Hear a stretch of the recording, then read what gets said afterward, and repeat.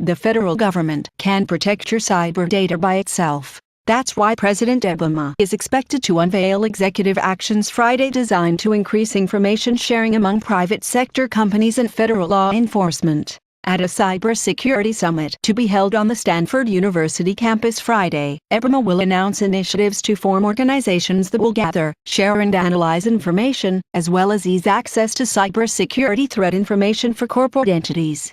The executive order is also expected to enable the Department of Homeland Security, DHS, to better manage the flow of information into the government. The administration says strengthening the federal government's capabilities is becoming increasingly necessary to protect American consumers. Cybersecurity and consumer protection are two sides of the same coin, Obama's economic advisor, Jeff Zients, said in a briefing with reporters.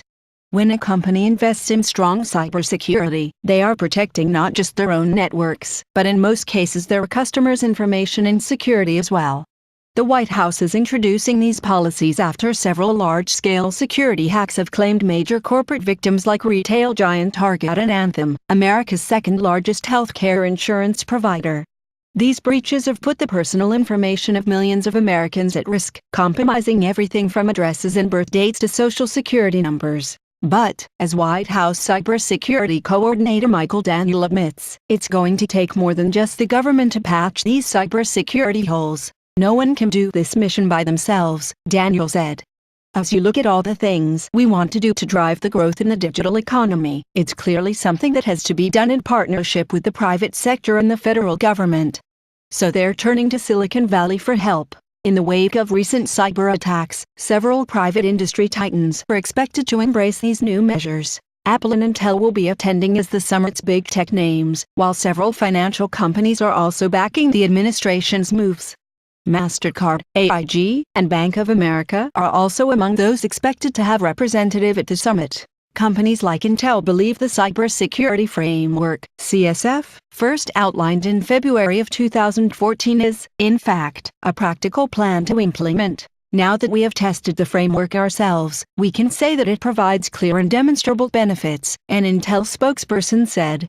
Given that the CSF focuses on risk management rather than compliance, we believe it has the potential to help transform cybersecurity on a global scale.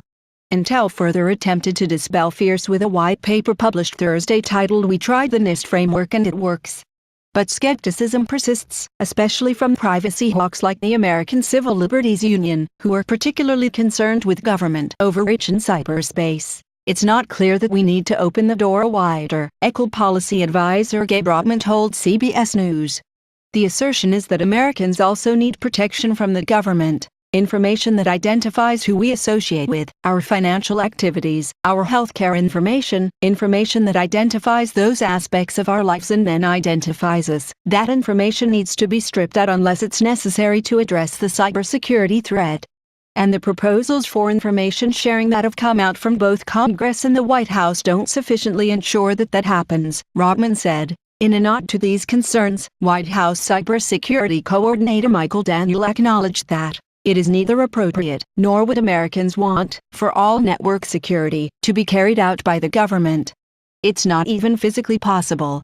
It's one of several steps the White House has recently taken to increase cybersecurity protections.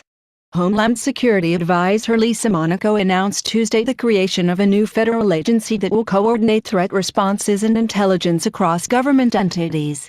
The Cyber Intelligence Integration Center is expected to facilitate investigations and connect the dots undertaken by the National Security Agency, the Federal Bureau of Investigation, and other intelligence operations.